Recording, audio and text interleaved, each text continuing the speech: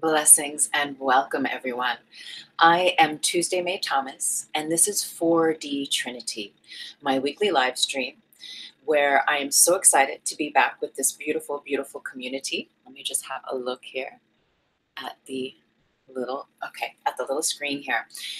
I'm so grateful for this blessed community. Thank you, everyone who joined last week's 50th 4D Trinity live stream celebration, whereby we were celebrating by having a Q&A, Ask Me Anything. It was really beautiful and profound, and it allowed me to step into a role that I've always wanted to.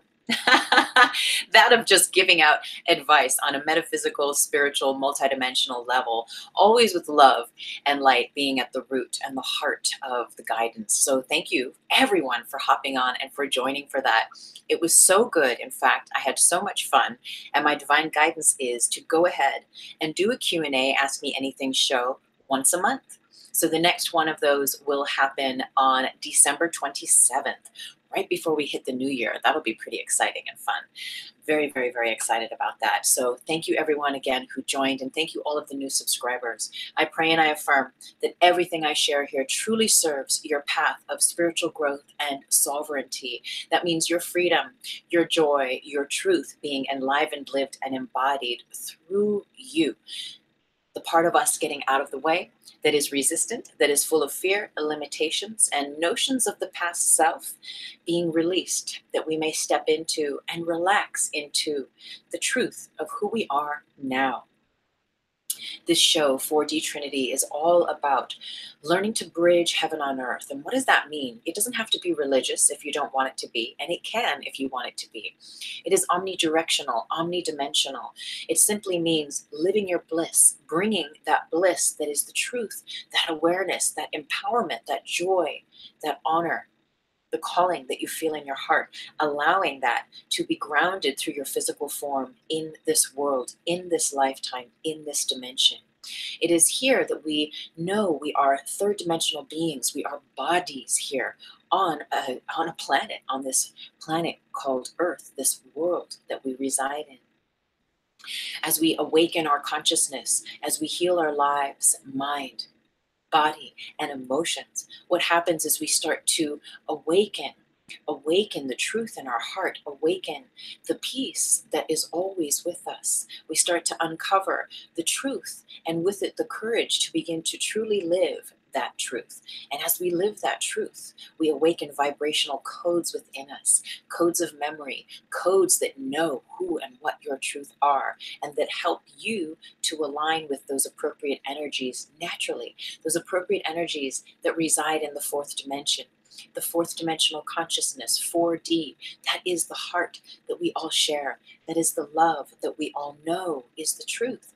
That is the divine guidance of love that is always with us, that is always guiding us, seeking to whisper its divine notions to us and take us one golden nugget along the breadcrumb trail at a time.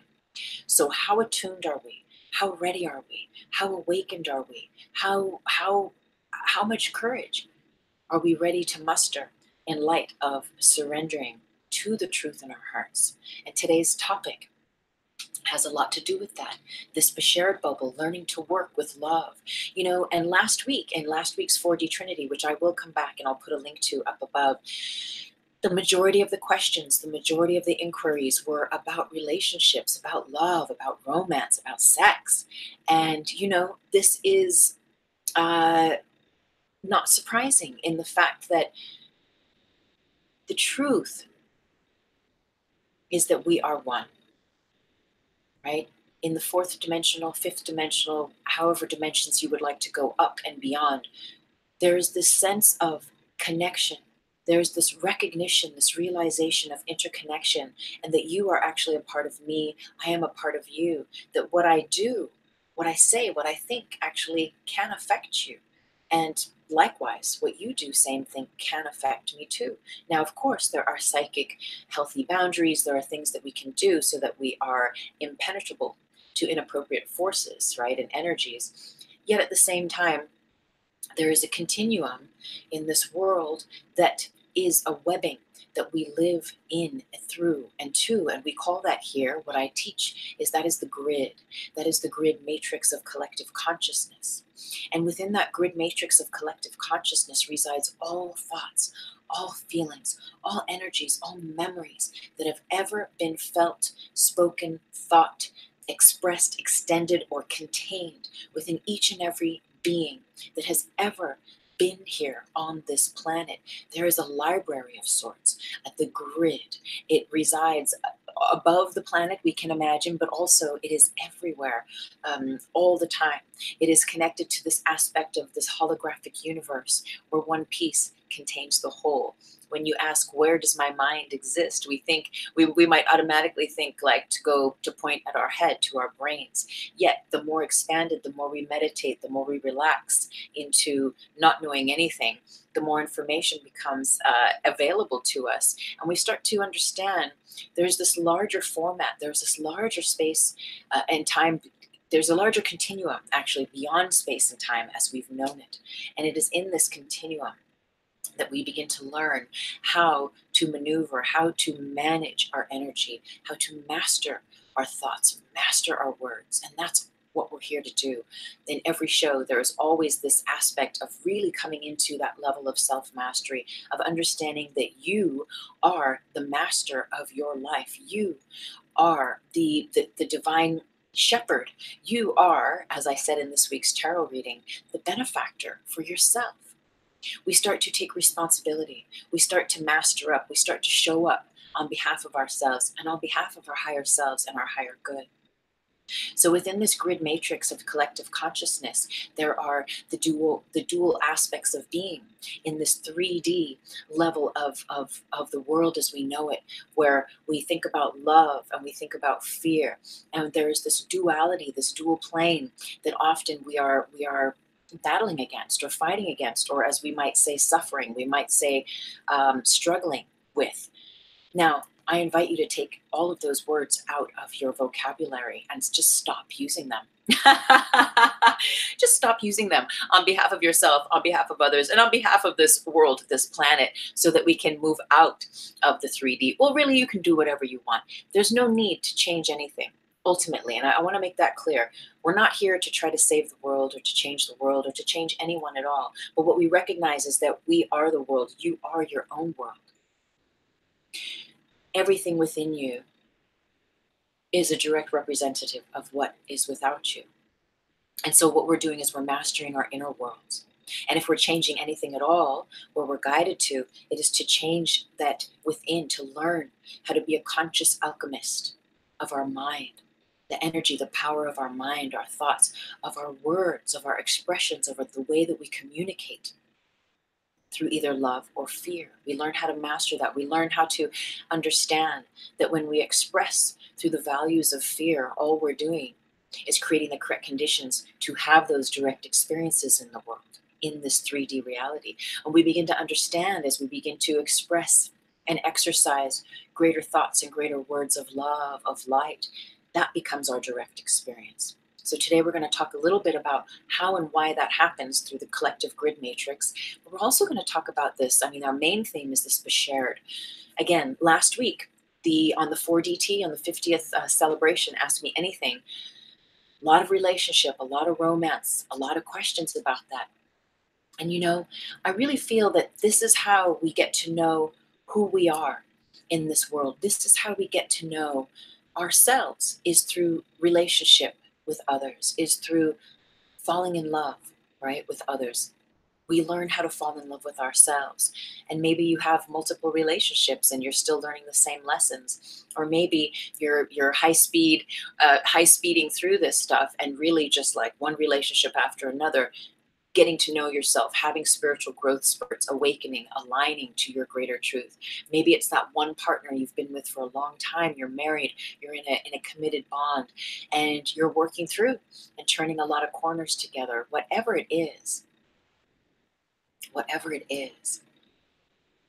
seek and you shall find. If you are truly seeking a sacred other, ultimately, what we're doing here with this Beshared energy is we are awakening the sacred within ourselves. We are awakening our ability to love ourselves. And we know this, yet let's remind ourselves that the more we love ourselves, the more loving relationships we're going to draw to ourselves in this 3D.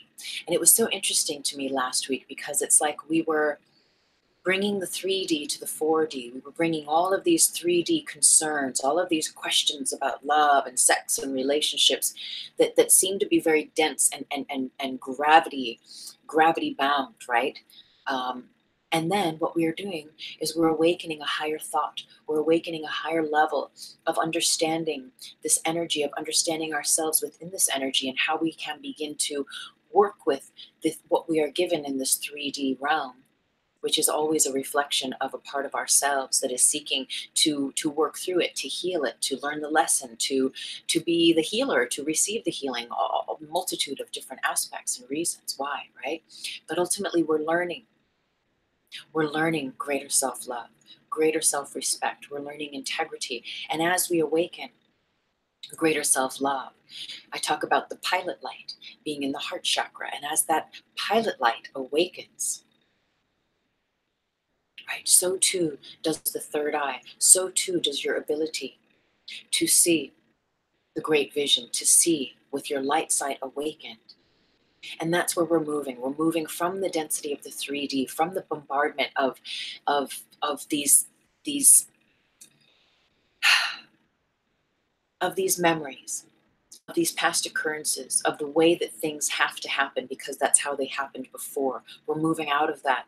We're untangling ourselves from those stories, from our own stories, from the stories we've been told by society, by our families, by our cultures, religions, and traditions. So with this Beshared, we might be challenged. We might be challenged here today because, again, it brings it all onto you, all onto me. So even though in relationship, right, we often look at the other person and we might think, well, they need to shape up. They need to pull up their socks, especially, this energy. We're going to talk about the various levels and it being really, what I love is I'm going to read a little bit from an article I found, breaking it down a bit. And it's this date with destiny. And, recently we did a show, Destiny versus Fate, right? And your intention and your willpower. And we understand that we have the ability to do whatever we want here. We have free will.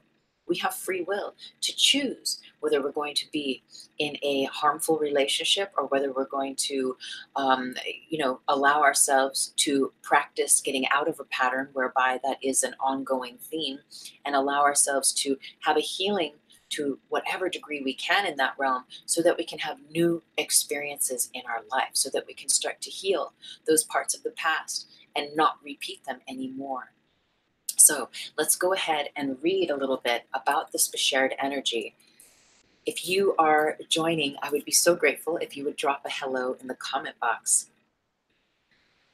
Okay, so I will put this link down below later. The term Beshared, and in this article, it is spelled Beshert. When I was first introduced to it with my teacher back in the day, it was Beshared, B-E, and the word share, S-H-A-R-E-D. So, but in this article, the writer says the term Beshared is most often used to mean a soulmate, the one person whom an individual is divinely destined to marry. So let's just stop and pause right there. Marry. Oh, blessings, April. Thank you for saying hello and dropping in. This term marriage or married, what does this mean? We might all have a very, very different definition for that. So just thinking about that.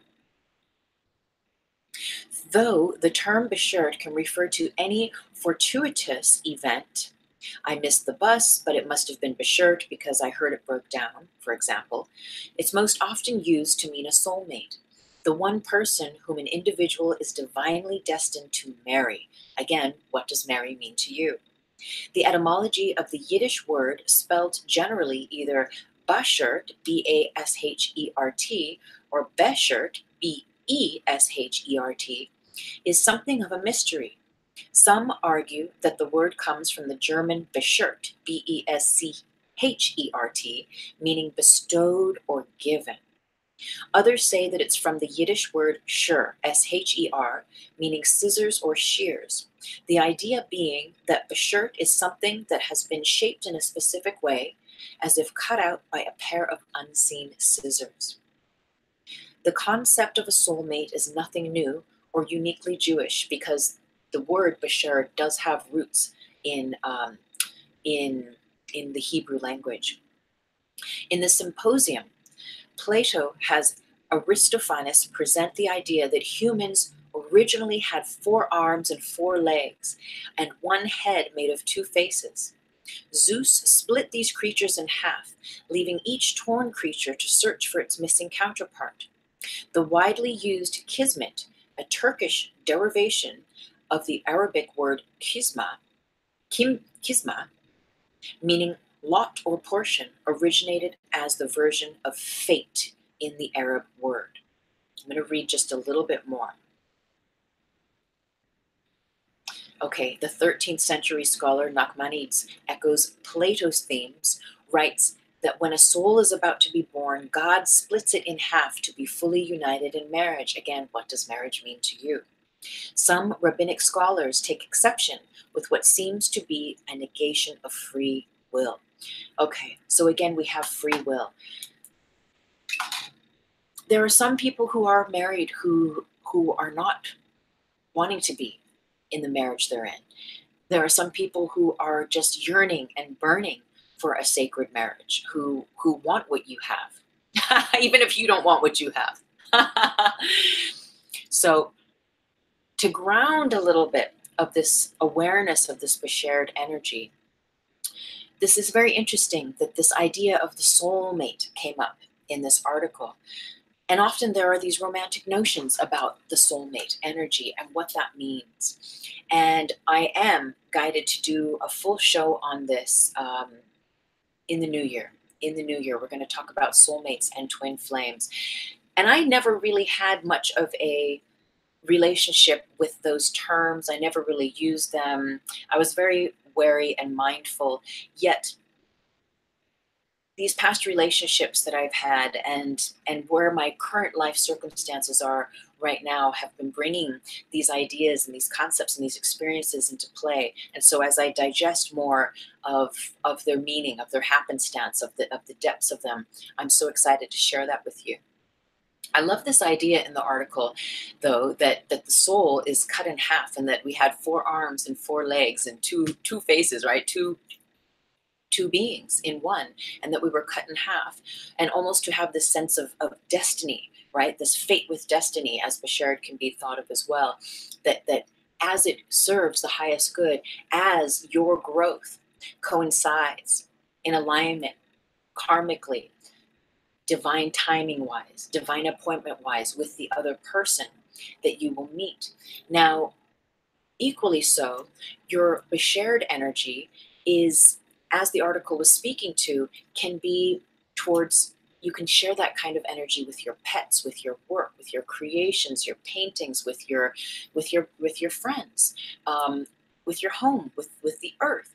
Yet it is said that there is only one sacred other that has the whole kit and caboodle, package, yes, package, whereby your energies can sync up. Now, because there is a Beshared for you, doesn't mean you're going to have that Beshared. Does it mean that you will meet them in this lifetime? It may mean it, it may not mean it. It just, again, depends on those cycles of where you're at, of where someone else is at. And often we can think that we have met a soulmate, that we have met a twin flame, that we have met our Beshared. Yet, as we move through that relationship and go through the healing cycles of it, we may realize, oh, that was actually just a whole bunch of karma. That was a whole bunch of lessons that's bringing me into my own greater sense of truth, empowerment, love, and light. And then you walk with that clarity, ready then to meet that true soulmate, ready then to meet that other half of you, say, that other part of you. And now again, there's this aspect of twin flame where often I've heard people say that that's that same idea, where it's the one soul cut in half, and that you're kind of searching for each other. And is this why? Is this why that romance and love relationships, these conversations, these aspects are so sought out, are so popular? Is this why we spend a lot of our time, right, asking questions about love, asking questions about relationships, and working things out at therapy groups, or with therapists? I'm laughing at myself, believe me. Okay, so this idea of this Beshared bubble is very, very profound because it speaks to, again, us taking responsibility, us doing work. And I teach applied metaphysics. And ultimately, what we're doing with metaphysics is we're understanding how the invisibility, the invisible realm of the universe works. We're understanding how we are connected on the invisible realm, and we're understanding how we interact, how we interconnect in the invisible realms between me sitting here and you sitting wherever you are watching this on the computer, or anyone and everything else, everything that's in your midst, in your home. There are lines, there are energy lines of connection, and it's what information, what thoughts, what feelings, what words we put into those lines of connection that create the relationship, right? Not just with you and that person, but with the greater whole. So let's talk about this for a moment. And this will help to give us a foundation as we move into drawing our bubble and going deeper into defining this. So if you follow this channel, you're aware that we do speak often about this grid matrix of collective consciousness. I like to use this picture to demonstrate it often. And it's this idea of the matrix, right? We're familiar with that movie. We're familiar with this idea of this matrix of energy that is perhaps controlled, that perhaps controls us. Yet, at the same time, let us remember that we can be a master of our time and space, that we can and that we do have a relationship with everything that is in existence. And it's just our awareness. It is the level of consciousness that we bring into every seated moment that creates either the correct conditions to be bound and attached to what resides in this third dimensional reality, or not, to be liberated from it and to be in alignment with a greater love, a higher order that is not bound by circumstances working out in a certain way here in this world in order for us to be happy, in order for us to be healthy, in order for us to have peace, right? Everything is of the mind. Everything we create with our mind and our thoughts and our feelings, right? Give juice to that which we allow the repetitive thoughts in our mind to be given rise to give energy to. Does that make sense? I hope it does. I pray it does. So here we go.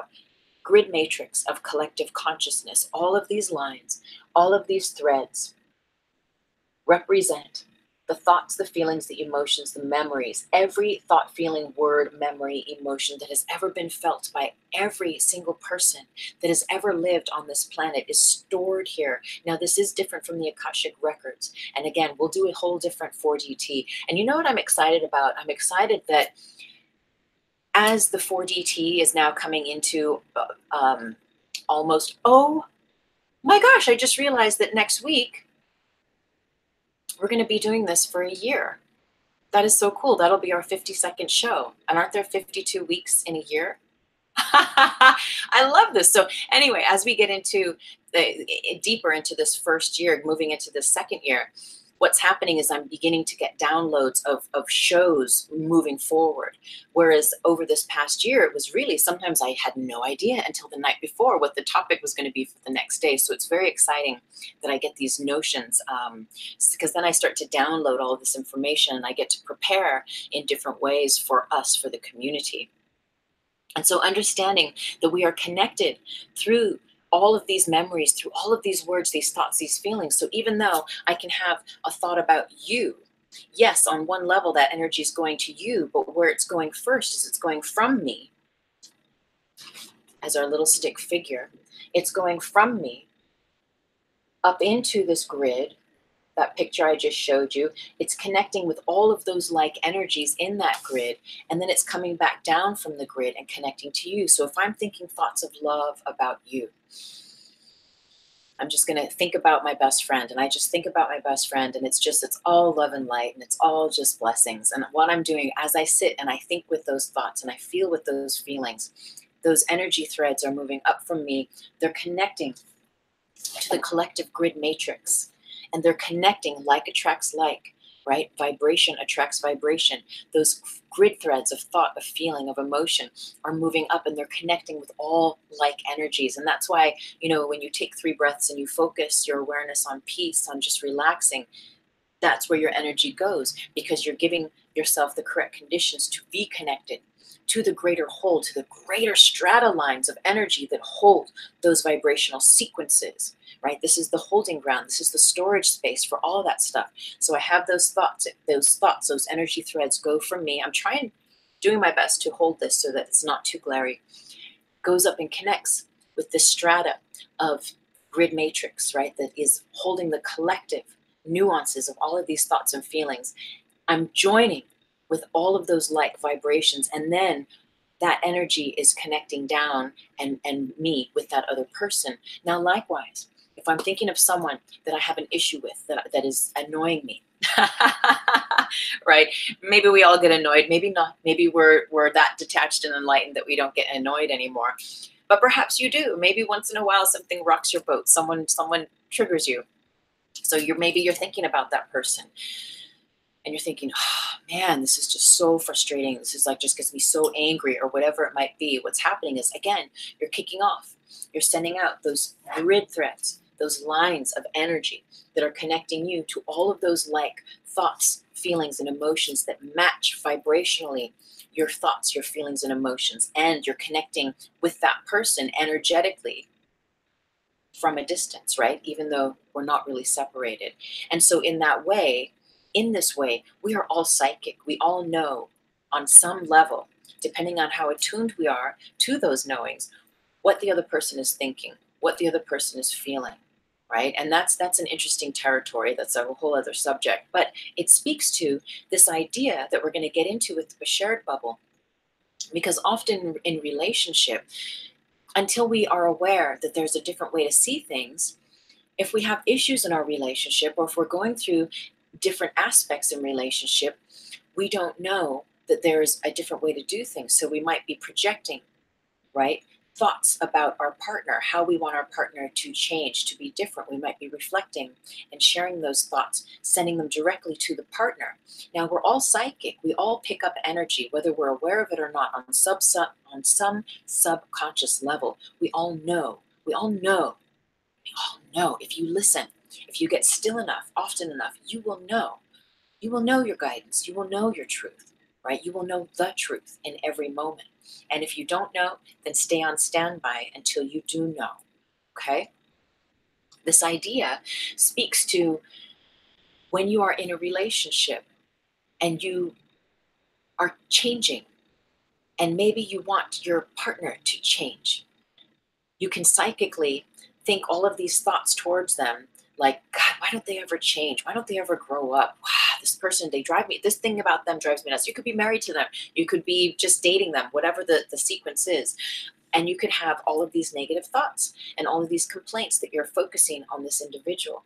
Well, what the Beshared bubble is here to show us is that there is an entity, there is an energy, there is a sacred space that is just for the Beshared relationship. So what it offers us is this sacred place, this way to work with energy to transform alchemically those negative thoughts or complaints or projections that we would usually maybe just thrust on our partner, on our lover, or whoever it might be that is, that we're entangled with at this time. And we put it into the bubble. Now we're going to get deeper into this in a little bit. I do want to speak on, what do I want to speak on? Let's go ahead and let's draw it now so that we have some ideas to go from.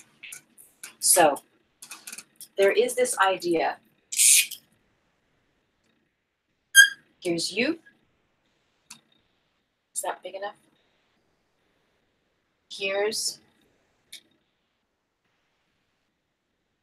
the sacred other, or the other, right, in your realm. Here's the Beshared bubble.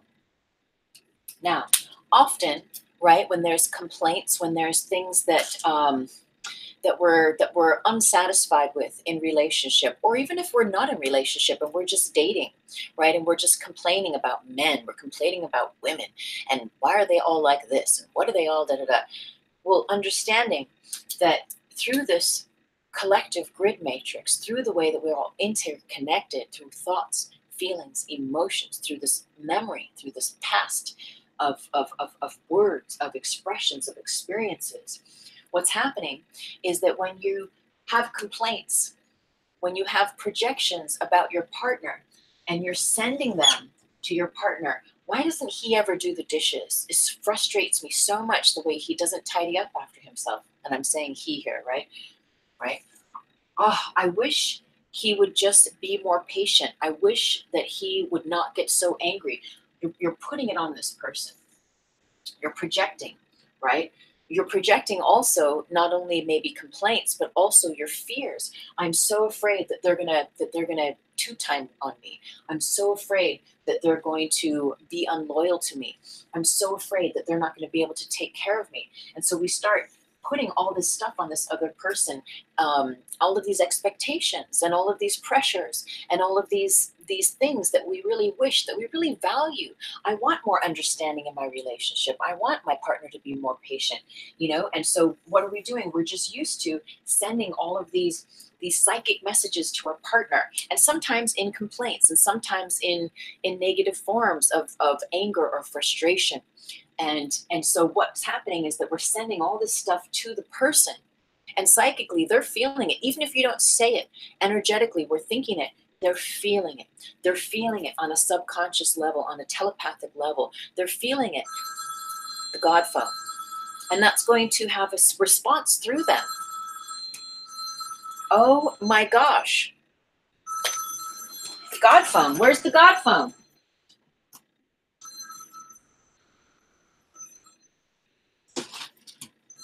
I found it.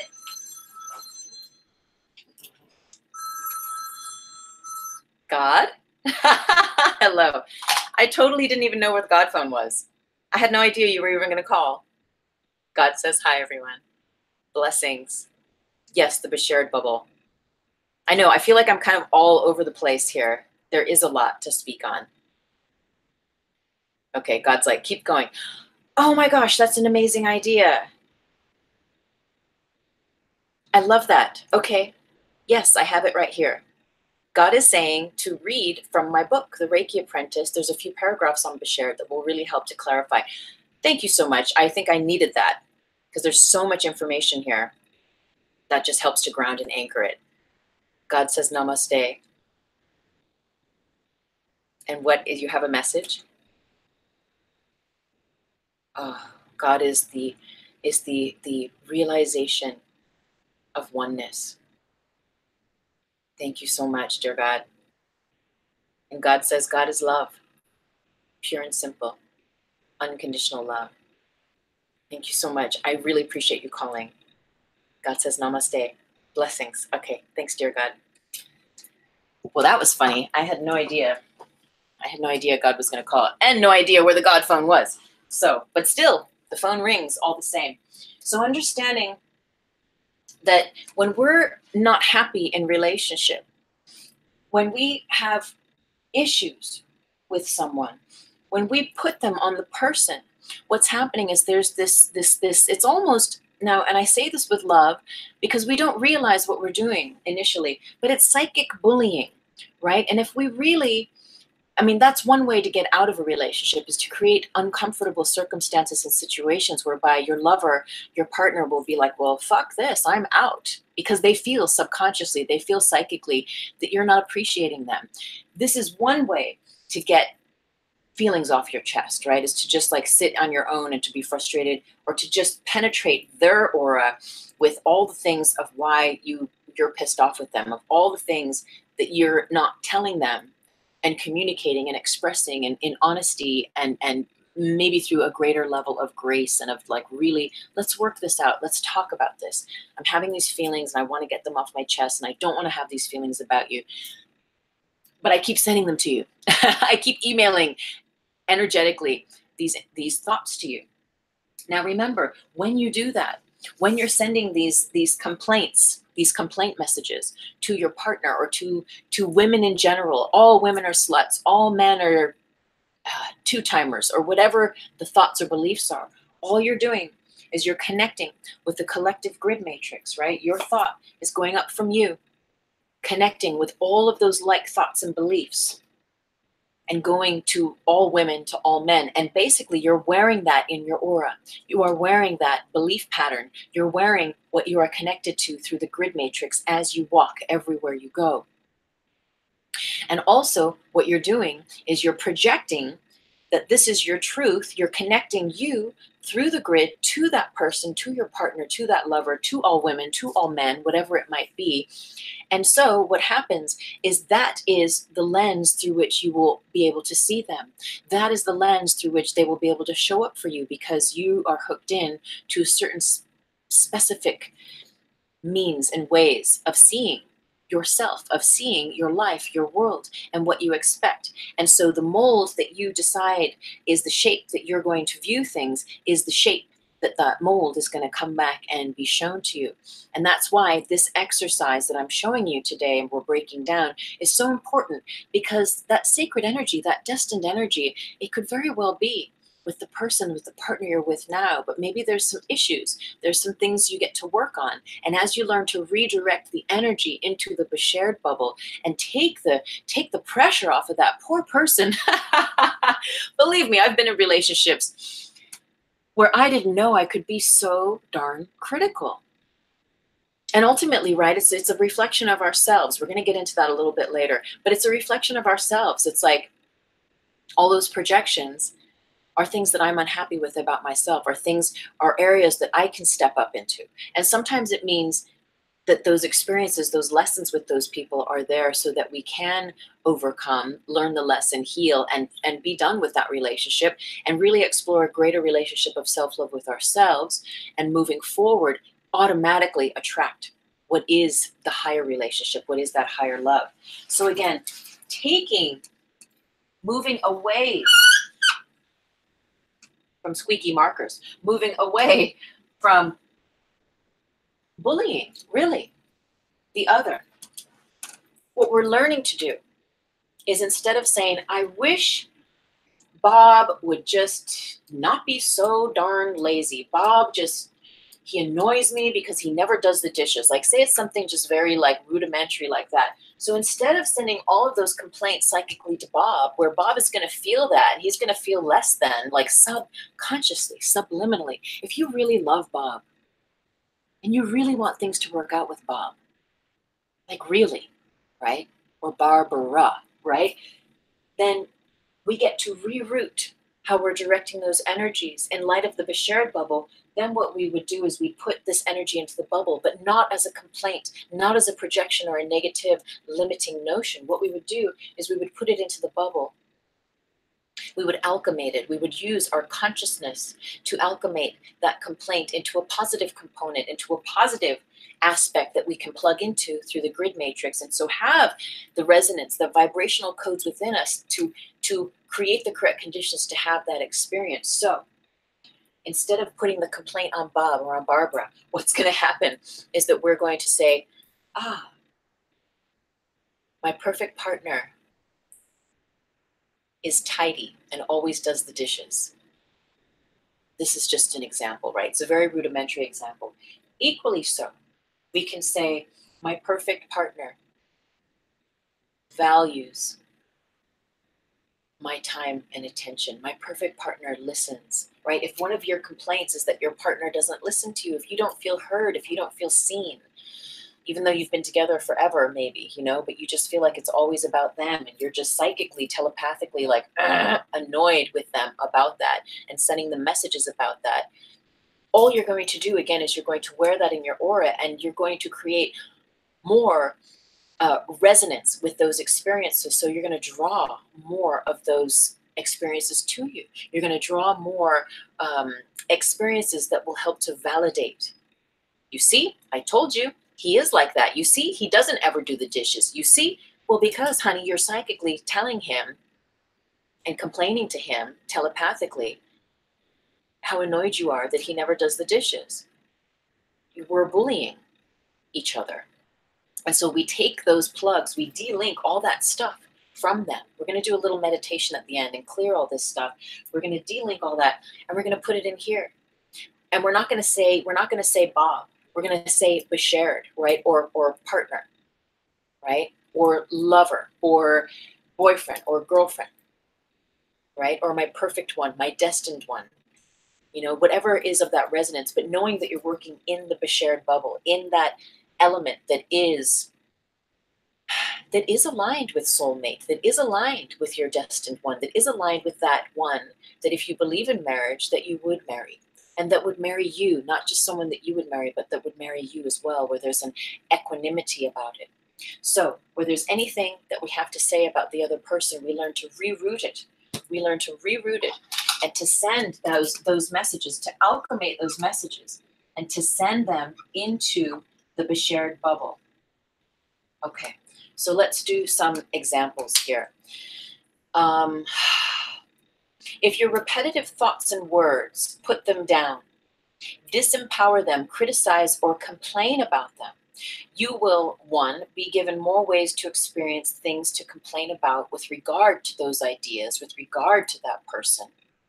And number 2, they will feel it psychically, and so it will reinstate and cement into your wiring and vision that blueprint for all potentials, for all potential partners to show themselves through. So again, what mold that you're setting, what grids in the matrix you are connecting to and deciding and affirming through your repetitive thoughts, your repetitive criticisms and complaints and whatever it might be about the other person, you're just cementing that in. You're wiring and repetitively rewiring yourself over and over and over again to have, again, those things be confirmed in your 3D reality. And again, what we're doing is we're moving from the gravity of this 3D. We're moving from those typical circumstances. All men are like fill in the blank. All women fill in the blank. We're moving out of those paradigms and out of those realms. We're moving into an expanded space of love, of unconditional love, of acceptance and understanding that can be scary because there's no bounds. There's no bounds there. Love is, and unconditional love is. And I'm just remembering the God Phone wants me to read a little bit from my book about Beshared, which we'll do here in a moment. So also ask yourself, right? Are you really ready for this love supreme? Are you really ready? All of the values, what values do you have? So let's go ahead and read, because I do feel that there's so much information here, and I really intend to be very clear with you, as clear as I can be, so that we can get a grasp of this together. So this is my book, The Reiki Apprentice, and it's my autobiography up until I was about 31, and it offers the story of my life as a youth, all of the issues that I came up in life with, all of the pain, the hurt, the sorrow, and how I learned how to alchemate that and heal my life through learning metaphysics, through learning Reiki, and really stepping into a place of empowerment and self-love using these tools. My teacher that I apprenticed with Reiki and with metaphysics is a trance channel. So in these few passages she is channeling, there's a small group of us sitting there while she channels information, multidimensional healing information, and she's speaking on the Beshared energy here. Many of you say, if only he was more like this, if only she was more like that. But where you should really put your attention is on your Beshared bubble. This is where the work is happening. You are focusing too much on the other person instead of the bubble of energy you share with your partner energetically. So again, focusing on the other person, there's a whole separate entity, there's a whole separate being. There's your bubble, there's their bubble, and then there's the bubble that represents the relationship. The Beshared bubble represents the sacred space of relationship where love resides, but it is not limited to one partner or person. You can have a Beshared relationship with your work or family. But when it comes to one-on-one, instead of saying, I wish he was more like this or that, place the qualities you want into your bubble instead of placing them on the other person. In this way, you are creating a conscious blueprint filled with your ideal values and intentions that you have for your perfect partnership. Your Beshared may be the partner you are with now, or it may be someone he or she will grow into, or it could be someone else altogether. Now, this is interesting because if we think about the Beshared values that we might define, and I wrote some earlier, and I'll just go through them. So we might think about loyalty. What are the Beshared like? Really, if you were to meet that soulmate, that sacred other, that really destined one in your life. And again, it could be the person you're with now. Maybe they're not showing up 100% as that version of that sacred other, but you might just really have a sense of knowing, and you know in your heart you're not going anywhere, and you're there. You're where you are, and you're being present with what is, and you're choosing to work consciously in the field, in the realm of love with that. So maybe some of these ideas you might put in the bubble are your Beshared values: loyalty, unconditional love, acceptance, peace, home, grounding, your mirror self, grace, allowing, trust, understanding, bliss, health, healthy relationship, energy, silence, and excitement, and also health, healthy body, healthy physical energy. Loyalty, telepathy, respect, nurturing, affection, show love, speak love. So there can often be, it doesn't have to be, but where there's a question about love, we get to ask the question, well, what do I truly value? And instead of, again, focusing what's not happening with this partner, let's focus in the bubble instead what we know our values are, what we intend to have come manifest, what we intend to experience for ourselves, what we know is true to ourselves. And we all have so much of this in common because love is the truth, I believe. Love is the truth I know. Love, we all have love in common because it is us. We are that. And ultimately, when we are looking for love in another, we are simply seeking greater love within. You know, and there's this idea of being in love with love. When we heal our lives to a certain degree, there you go. When we heal our lives to a certain degree, the tipping point shifts where self-hate, self-doubt, self-loathing, the depression, the parts of ourselves, the tar body that loves to beat ourselves up and to keep us in the small self with the small s. As those clouds lift and we begin to really relax into love, into the field, into the vibration of love, loving ourselves, loving others, loving life, just loving love, what happens is you fall in love with love. You fall in love with love, and then everyone else starts falling in love with you. Everyone else who is in tune with the love frequency sees that love, and what you get to experience is being in love with others, whether it's one other, whether it's a community of others, whether it's a group of friends of others. You fall in love with love by learning to love yourself. And then what you do is you get to, what is a natural byproduct of that is you get to have the experience of being in love with someone else. And that's the real Beshared. That's the work here. That's where we're really getting to, because what we're projecting onto the other person, this is all minutia stuff. This is stuff that we get to work out, right? That we get to heal and rewire and repattern these projections, or where we have negative notions, where we have limitations, where we have pain from the past that we're just projecting onto them, or my daddy issues or my mommy issues or whatever it might be, that subconsciously are just rooting themselves into complaining or criticizing the other person. When in fact there's a healing there. If there's any criticism at all, there's a healing there to be had. And we're not beating ourselves up, and we're going to get rid of beating the other person up. We're going to be aware and start practicing putting these values, rewiring these complaints and these criticisms, turning them from negative notions into positive notions. And instead of even putting those positive notions on Barbara and Barbara, we're going to put them into the bubble. And the bubble is going to do the work. The bubble is going to do the work, much like our energy letters. I know I talk about energy letters so much. It is such a powerful, I've written 3 in this last month. It's just an ongoing exercise. Again, I'll come back and I'll put a link up, and I am promising to have an energy letter online course that you can do in the new year. I'm very excited to start working on that for you. But in this way, what happens is we're putting this energy, we're putting these values into the bubble. Just like how with our energy letters, we are writing a letter from our higher self to their higher self. We're not writing the letter to them directly in the 3D. We're going 4D. We're going above.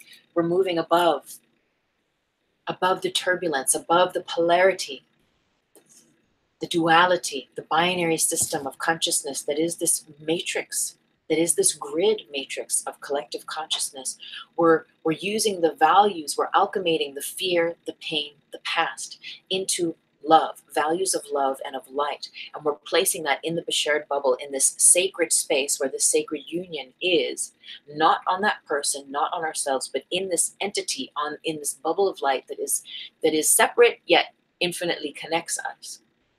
And we're moving beyond the duality, beyond the fears, the pains. We're just simply reinstating, reaffirming, rewiring what is love and only love. What is that heaven on earth realization plane of being and relaxing into? And so much like our energy letters, as I was saying, as we do that, and we don't put it on the other person, but we put it into the letter, or we put it into, really, this is like a message to their higher self as well, but it's a message to our higher self. To the degree that your partner, if you are in a relationship now, to the degree that your partner is ready to receive a hit, an energy hit of those aspects you're putting in your Beshared bubble, to the degree that they are ready to rise up and start doing the dishes and stop being late, or practicing, being less angry all the time, or whatever it might be that triggers you, that sets you off, that is like, I love this person, but, A, B, C, D, elemental P, make your list. As we start to focus on those values that we love, that we appreciate, that we know are true to us more, put them in the bubble, to the degree that this other person can rise up into those vibrational codes, they will. And we never force a will here. It's all applied metaphysics. This is all done with love. This is all done for the highest good of all. This is an exercise through which it's really, again, about us first. And we know, and let us remind ourselves that what we magnetize to us, what we draw to us, is always a reflection of ourselves on some levels. And it might seem like this completely does not make sense. Yet if you sit with it, if you do the work with it, you'll see. And maybe sometimes it's years after the relationship where you're like, oh, believe me, my last relationship of almost 5 years, we're not together now. How long has it been? I don't know. Maybe it's been 1.5 years or so. And it's only now that I'm beginning to see things about that relationship that I just did not see when I was in it. I just did not see it. And that space creates the correct conditions often to see things that we couldn't see when we were right in it. And so sometimes there's the lessons, right?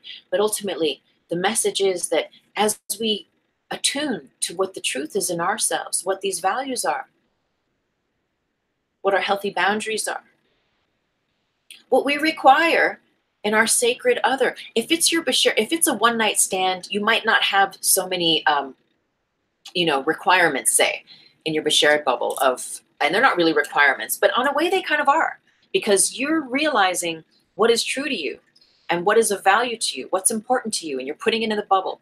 You're not putting expectations on people, places, and things. You're putting it into your bubble.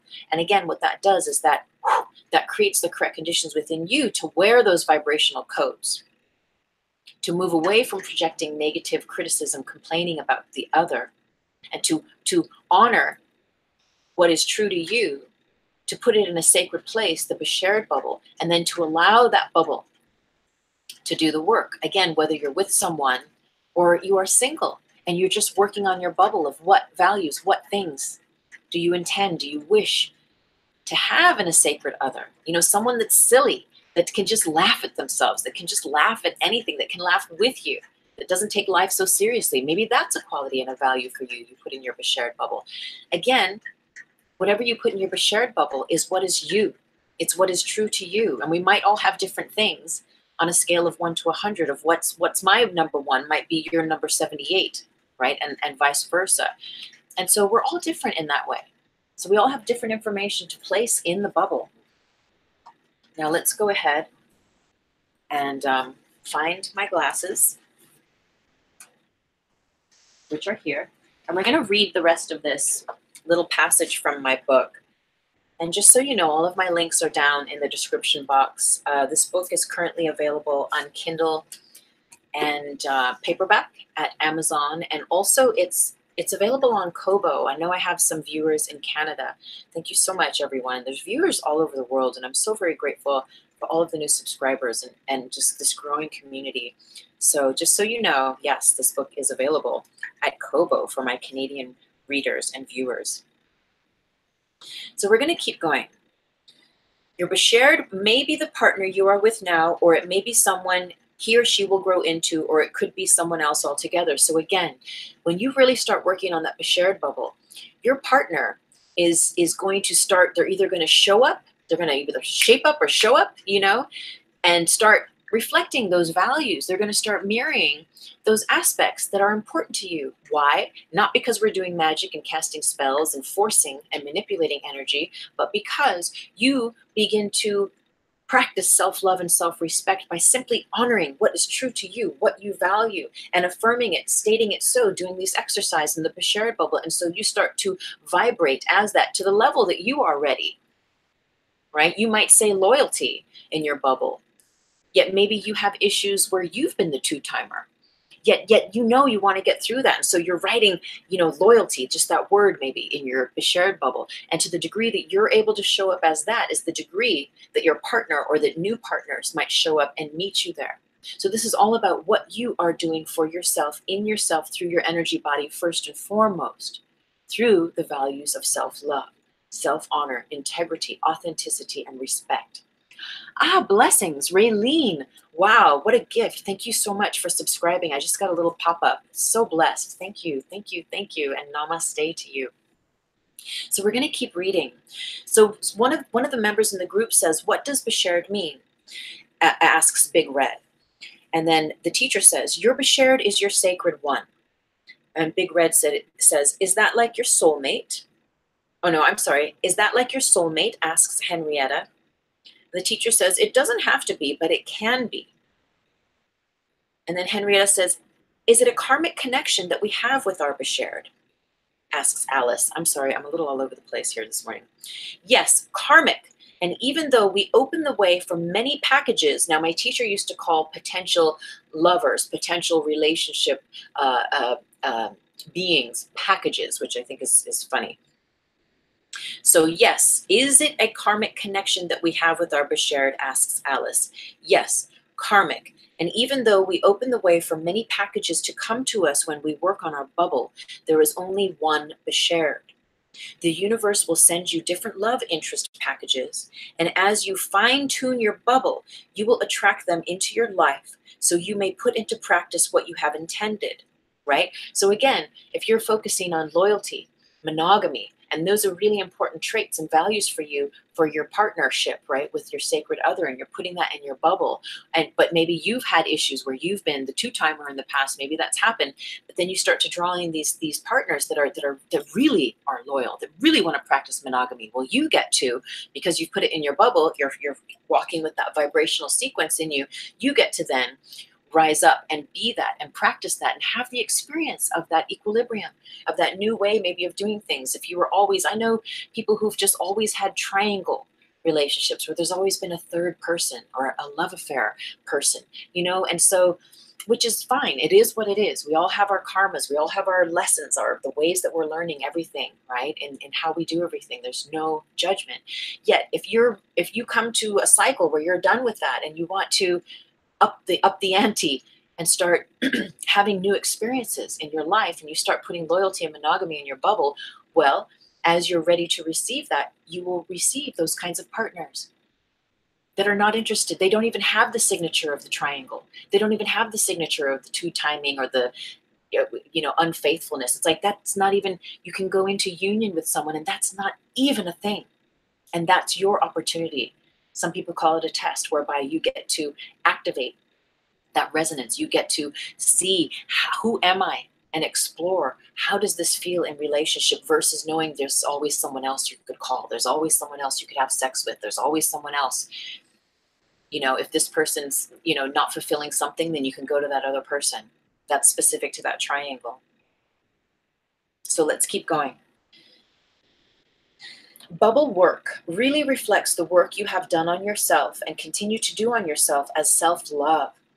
The more you love yourself, the more coherent and clear your intentions become in the Beshared bubble.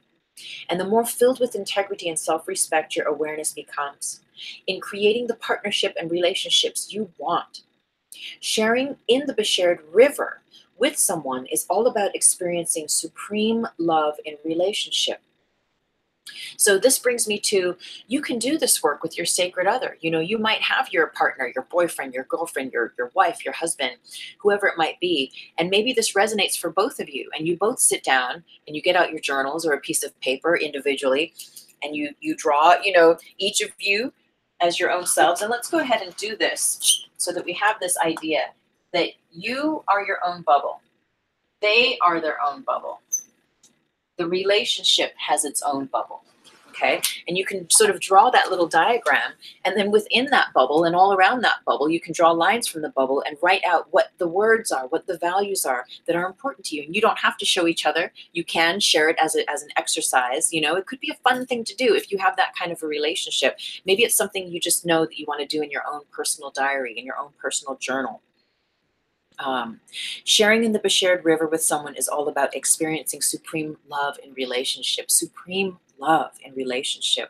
That is unconditional love, right? And while there's criticisms and critiquing and complaining, doesn't mean there isn't supreme love available there under all those layers. But again, what we're doing is we're learning to reroute, to rewire those patterns. Some of it's just patterns. Some of it's not even you. Some of it's just your mom that's still saying things through you. And you're like, ah! And as you become more and more aware, you're like, oh my God, that's what my mom always said to my dad. I don't want to be my mom, And so you have this, these stories about like, well, you just keep attracting the kind of men that your mom attracted, or the kind of women that your dad attracted, or whatnot. And we're breaking out of those paradigms. We're discovering, who are we without the stories? Who are we without the pain, without the past, so that we can be liberated in the now moment? So there's just a little bit more here. There are not several or more than one. There is only one that you will share this special kind of love with. It doesn't mean you will not have love with other partners, but there is a special quality of love that occurs in a Beshared love. Someone goes on to say, so we can experience Beshared energy with many things in life, meaning we can experience that special vibration of love in different areas. But when it comes to sharing supreme love with a partner, there is only one with which we feel those distinct feelings. So they're just reiterating. And then someone says, are we destined to meet our Beshared in life? It is not always so simple, the teacher says. There are many factors, such as where you are each at within your life paths, and if your vibrations will be synced up enough to actually draw each other into one another's life. Now, thank you, God Phone. So again, this is my book, The Reiki Apprentice. You can go down to the description box for links to it to check it out. Now, I had a partner that I was with for 5 years, many years ago. And it was interesting because we were best friends for 7 years. 7 years, we were best friends, best friends. And from time to time, there were these senses of attraction. There was definitely a love. There was just so much love. We were besties. We were just like bonded. And then what happened is that we were always going like this, though. Always going like this. And where there might have almost been a romantic thing, it just didn't happen. They started dating someone, or I started seeing someone, and it just never happened. And then after the 7 years, what happened is it started going like this. And we met at one point, boom, We were there face to face in the same like vibrational code sequence, looking at each other, realizing like, wow, actually it's time now. It was not time before, it's time now. So we started to recognize this, honor it, and then we started to move in relationship with each other. Now it's interesting because I had already been aware of this Beshared energy, this Beshared bubble. And over time of being with this partner, I loved them. I was so in love with them. Yet I started realizing they had a massive tar body. They had a lot of issues, a lot of pain, a lot of anger that was underneath there that somehow I already knew going in because of being best friends with them for many, many years. But we start to see things a little differently, right? When we get even more intimate. And often best friends is a beautiful bonding of intimacy. And often it's almost like a marriage or a relationship itself. It can be. Yet there is a different quality when you start to actually share a bed, right? And share sex and share on a more intimate level. You get to know someone in a different way. And I started realizing, wow, this person has a lot of stuff. And as the healer teacher that I've always been in my life, there was a pattern for me of drawing partners and individuals that were messed up, that just had a lot of issues, that had a lot of stuff, but I never saw it because this is just this was my pattern. This was me. This is how I did me. And so I would just be attracted to who I was attracted to, honoring the heart and the love and going where the love led me. And then realizing like, halfway in, like, wow, there's a lot of work here to do, and is this my work to do or is it their work to do? Using the bubble over time, and there was a lot of things over time. What I realized that this person was giving me a lot of things to criticize them about, a lot of things to be afraid of about, a lot of things to not be projecting happy thoughts into the future with them about, a lot of things to create resistances and to criticize them. Yet I loved them. The relationship was not over. I could have left at any point, but I knew it wasn't time. I wanted to stay. I loved them, even with their tar body. I didn't care. I was like, I love you. It wasn't time. We had some karma. We had some lessons to do together. That was a definite soulmate for me. So I worked with the bubble. And I, instead of focusing all that stuff and all these reasons why I was like, oh my God, all these issues, all these tars with this individual, instead, I'd work on the bubble and I'd work on that Beshared bubble. And I'd affirm that my perfect romantic partner is fill in the blank, has a healthy energy body, has a healthy relationship with their parents, has a healthy ability to love themselves. And ultimately, that's the main one for me, always in the Beshared bubble. First and foremost is that person actually doesn't even have the ability. Yes, they have the ability, but they practice it consciously on an everyday basis. Like it upgrades, right? In the past, it was that they have the ability to love themselves. And now I'm like, no, let's bring it into the now where it's actually happening. So as you work on your bubble, just like affirmations, you'll find you're like, oh, refining. And if you work with your energy letters, I've written it to the same person, more than one letter over the years. You'll find yourself refining the messages. You'll find yourself having a little bit more to say to that partner or into that bubble. And so like that, all I'm doing is I'm putting the positive notions, that I'm alchemating the energy over those years with this partner, rerouting, not focusing on what's wrong with them and what I'm criticizing and what I'm like getting frustrated with them about. I'm like, nope, alchemate it, because otherwise I'm going to wear all that stuff. That's going to be my reality. And I don't want to wear all that. I would like to have an experience of a Beshared energy, of a supreme love energy. So let me put this information. What do I affirm?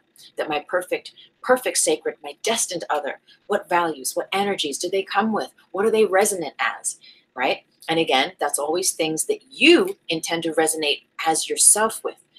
They are always aligned with self-love, with self-respect, with integrity, with the authentic parts of you. And again, over time, like the onion layer, we can start on one level and then we'll go deeper and deeper and deeper, and we can erase that thing and we can rewrite something in, or scrap that whole bubble and make a whole new Beshared bubble and start from scratch. So what happens? Toward the end of our relationship, I was using the bubble. I was bubbling like crazy, just bubble, bubble, bubble, bubble, bubble. Journal. You could have a whole journal that's just dedicated to the bubble, the Beshared bubble. Writing and writing and writing. All of these qualities. And what happens is that when you get really firm in just naturally, without force, vibrating so powerfully as that truth of you that you are, oh, Will, blessings, thank you for hopping on. As you do that, you're wearing those vibrational codes, and that partner is either going to be able to rise up with you vibrationally, to see you, to see themselves, to love themselves the way that you are loving you, yourself. They're either going to be able to meet you there. And so reflect that back and grow into being those parts of those values, of reflecting them, of being able to extend and share them with you from their integral, authentic self. Again, we're never forcing a will. We're not trying to do magic and stuff here at all. It's about us shifting our vibrational codes first. And then that which is attracted, that which is like attracts like, that which is, right, divinely ordained as well, because we're speaking about love and sex and relationships. That will either stay or it will leave. And we know this. And let's remind ourselves that where there's the tars, where there's the dark, the shadow, the pain, the guilt, the anger, the frustration, all the stuff that's like seeking to be healed in its perfect time and space. But where there's a resistance, or the person isn't ready, or they're just blocked, and maybe it's years and years, and maybe there's addiction, which there was with this partner. There was heavy alcohol addiction with this person, and they just kept getting deeper and deeper into this dark, dark, dark, dark, dark, dark hole. And I keep getting lighter and lighter and lighter and lighter, and getting out of the hole of my own hole of self-hate and doubt and all this stuff, working on that bubble, that bubble, that bubble, that bubble. Eventually that bubble burst, and myself and that person parted ways. Even though we were getting ready to get married, we parted ways. There was no longer a vibrational match. Yet when it was time for that whole thing to happen, which is a whole devastating story, which is a whole other thing. But really, once my heart had healed and I'd gotten over it, at the other side of the rainbow, I realized, I looked back and I said, thank you. Thank you, Beshared bubble, because I would have just gone along with what was, when deep, deep down inside, subconsciously, in my heart of hearts, I knew I deserved more. I knew I was worthy of more. I knew that I could be loved more. I knew I could love myself more. And the Beshared bubble, besides, of course, there were other things that I was using or meditating or praying or just living and being true to myself. Working with that Beshared bubble, though, really helped to fine tune where and what I was connecting to, through the collective grid matrix, through the memory, the thoughts, the words, the energies. And remember, as I connect with those parts of the collective grid matrix that reflect self-love, self-respect, authenticity, integrity, loyalty, monogamy, right? Fun, joy, healing, health, healthy sex, healthy attitudes, positivity. When someone's got a major, major addiction and they have a lot of self-loathing, self-hate, and anger and pain that is not brought to light, and when they have the tools to do it, but they're not doing it, depending on how committed you are to that certain situation or that person, and you work on that bubble, it's just going to naturally align itself that they're either going to meet you there. They're either going to meet you there. And again, not by force, but by just a vibrational alignment, by you being you, your true you. They will either start to match that to the degree that they are able to, or it's just going to pop. It's going to pop. And there will be a way, however it might come about, that that individual will be released from your life. Okay? So let's go ahead and move on a little bit. Again, if you're joining, I would be so grateful if you said hello in the comment box. I'm so grateful. Thank you so much, everyone, for showing up here today. Boom. So on a different level here now, a little bit, it's the same but different. We're going to think about these interesting situations. Let's think about, so I have some people that I've worked with in situations, and one lady, she's married. She loves her husband. They just got married, like within the last year. So in love, so happy, so content. Everything is just beautiful. It's just working out, just so lovely. And they have a space. Now I'm going to fabricate the story a little bit. And of course, I will not say anyone's true names. But just to paint the picture. So her and her husband are happily married. They decide they want to decorate the house, right? So they get an interior designer in. Well, this interior designer that comes in is a friend of the husband. He's in their house, and as soon as he walks in, the wife is like, whoa. Like, she feels her root chakra, her second chakra. She feels like all her chakras like, bing, like just go on fire. And she's writing me and she's saying, what the F do I do? She's like, I don't know this guy from Adam. He's a friend of my husband's. And now he's in the house like almost every day for the next couple months while we interior decorate the house. She's like, what do I do? Because she's like, I want to be honest to my husband. Of course, I just married him and I love him and I'm not leaving him. Like, I'm not going to two-time on him. I'm not going to commit adultery yet. She's like, I can't help these feelings. What's going on with this? So first things first was we had her put on an energy chastity belt to contain the energy that was wanting to ooze out, right? Because again, psychically, right, you can imagine there's her bubble, there's her husband's bubble, there's this guy's bubble, and then there's the Beshared bubble, and they're all in the room together, right? And if she's psychically sending telepathically, even unknowingly, sometimes we don't realize that this psychic stuff, that this telepathy is really happening constantly, right? We'd be very mindful with our thoughts, our silent thoughts. She's sending all of this, like these sex signals, but she's like, I can't help it. She's like, he walks in the room and I feel all my mojo activating. We're like, okay, first things first. We got to detach you from this guy, delink you from this guy, delink him from you. And then we're going to place just the quality of unconditional love in the space in between. We're going to ask that you are placed into a chastity belt that will help you contain your energy from the first and the second chakra specifically. It's going to help you to contain that so that it's not just spilling out into the room everywhere. And every time you have a thought about this man that is something that turns you on, that is something sexy or racy, because she's like, I'm having these thoughts. I can't help it. What do I do? So, okay, bubble of light. Right. And we'll do a whole 4DT just on a bubble of light down the road in the new year. So we had her create a bubble of light that was just specific for those thoughts, for that person, for that whole thing. Anytime, wherever she was in her space, even when the husband wasn't there, he was there.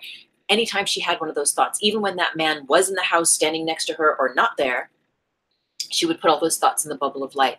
And as we understand the bubble of light, it is a sacred bubble. It is a sacred space whereby we can place our thoughts, we can place our words, our feelings and emotions in a sacred space. And it's kind of like a time, it has a distinct sort of what is that? You know, this in those Sherlock Holmes or something, where it's like this letter will self-destruct, you know, in 10 minutes. It's kind of like that, the bubble of light. It'll like, poof, it'll happen. You'll say what you need to say. You'll put those thoughts in there. And then in 5 or 10 minutes, when you're done with it, poof, it just dissolves. And it takes all those thoughts, all of those feelings, all of those like emotions that she was having, all of those like, woo, turn-ons towards this guy. It just disappeared them. So she wasn't connecting. It allowed her to not connect to all those other women in the world that were having the hots for some other interior designer besides their husband, but who was happily married and who was confused.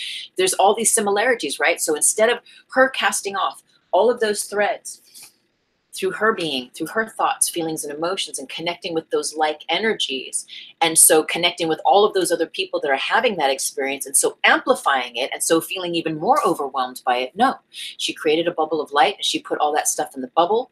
The bubble would disappear in its sweet time, taking with it all of that stuff. So there was no psychic, telepathic, bombardment towards this man.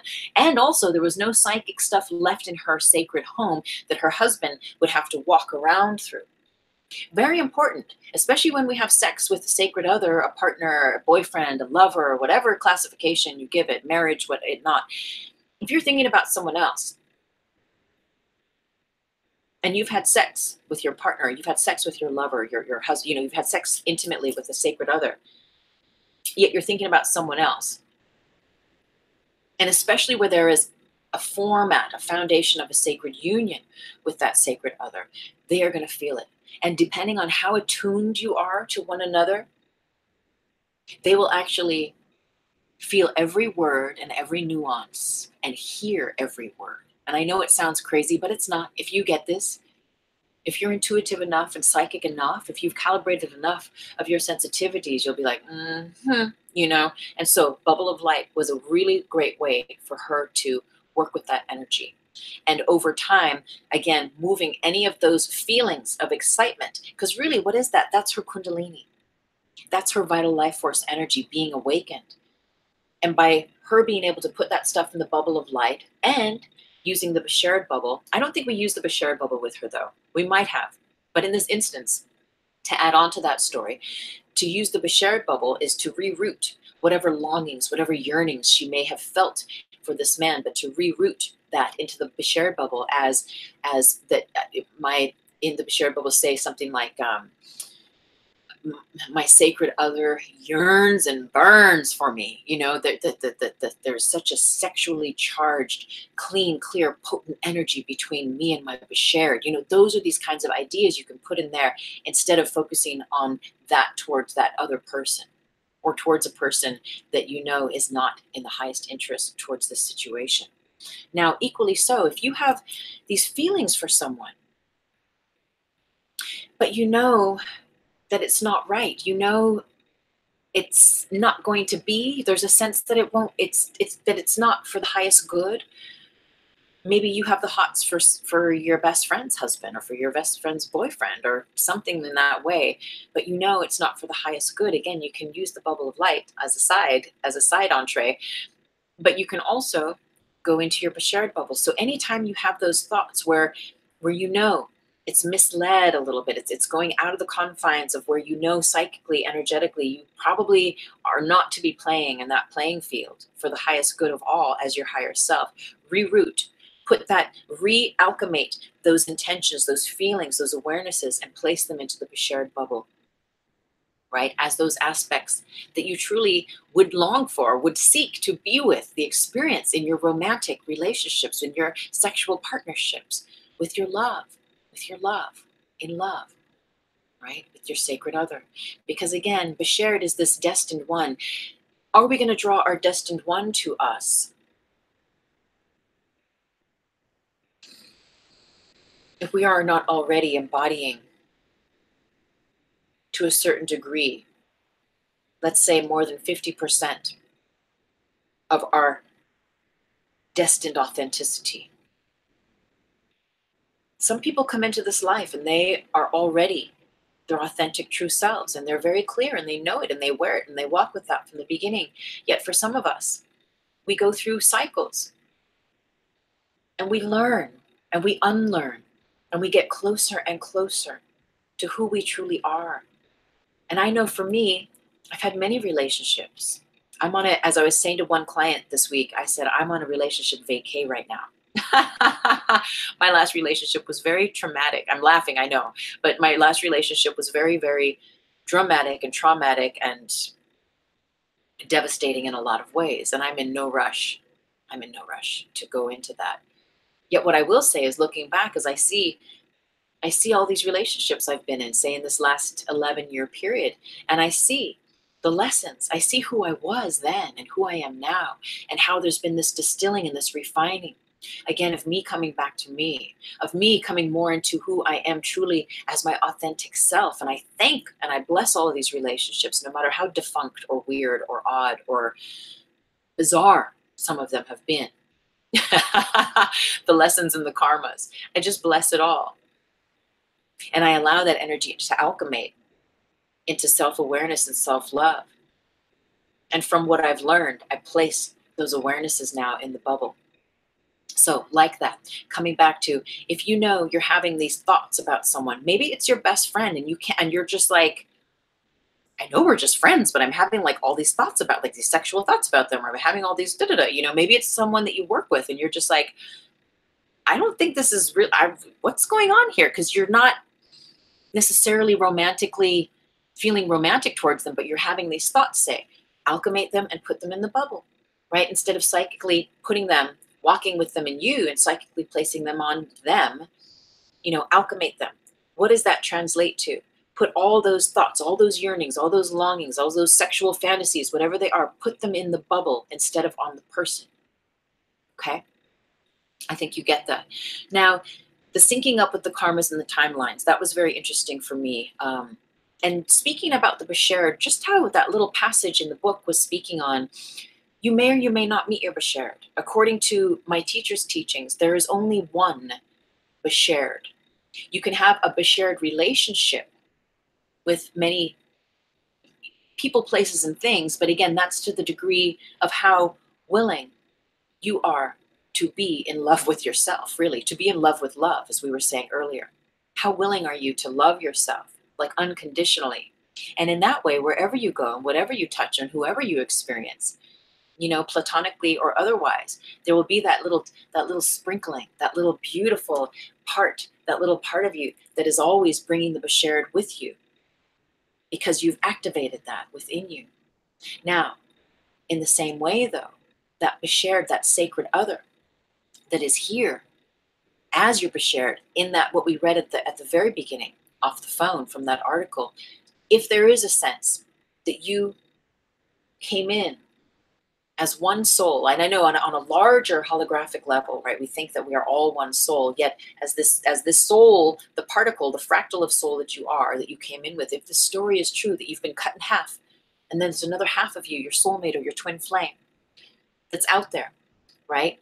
As you, again, resonate as your truth, as you learn the lessons from your life, from your past experiences and relationships, self-love, and all that good juju, as you resonate greater and greater as your truth, like really clear, really see-through, of just pure you, true, authentic self, that is what is going to create the correct conditions for that Beshared energy to sync up with you. Yet at the same time, depending on karmas, depending on what you have chosen on a higher level, sacred contract-wise, to experience in this life, perhaps it is not in this lifetime that you will sync up, right? And it's nothing to cry over, because you can have the experience of that Beshared energy with many people, places, and things, yet according to my teacher, and you can have a different thought, you can have a different thought about this. There is only one Beshared, there's only one other half of you, right? So again, you can carry that energy with you. You can be in love with love and have the experience of love with another. And again, it can be friends, it can be platonic, it can be romantic, it can be sexual, it can be all of that, or none of it. It can just be for yourself and with yourself, right? But according to these theories, according to my teacher, there is only one sacred other. There's only one other part of you. Maybe your Beshared is your best friend. And maybe you're going to have a romantic experience together, but maybe you're not. And who knows? Again, there's that aspect of free will. Who knows, right? There's that aspect of free will on both parts. But perhaps in this lifetime, that is not what is meant to be. Perhaps it is. Who knows? And because every moment is anew, and if we allow ourselves to be in the now and follow our hearts through the adventure story of life, we don't know what could happen. Yet perhaps things have been set up in such a way that that is not going to happen in this life, even though that person is in your life. Maybe your other half is already in your life, yet there are certain circumstances or reasons why they will not be that for you in the physical, where there won't be. And what I'm talking about specifically is sex. Again, it could be, but maybe it won't be. And maybe on a higher level, you know that, and they know that, and that's okay. And maybe on a higher level, you know, and they know that anything could also happen. And that could be okay too. It just depends. But my point is, I'm getting to a point here. I want to tell you a little story because I think it's very, very interesting. The point is that even if that is the case, and you know your sacred other, your Beshared is like sitting right there next to you, or, you know, is your work colleague at the donut shop or whatnot it might be. But you know that it's, at least right now, that that's not what's happening in that romantic, sexual, intimate, on that level of intimacy way.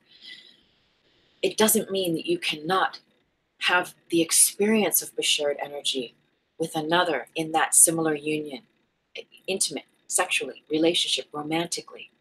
And I know those lines get a little blurred. It gets a little confusing because on one hand, it's saying these aspects that come with this Beshared bubble are saying there's only one supreme love that it's going to be, that is your other half, so to speak, right?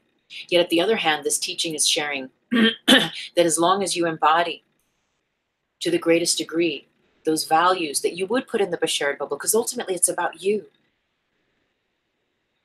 These values are you.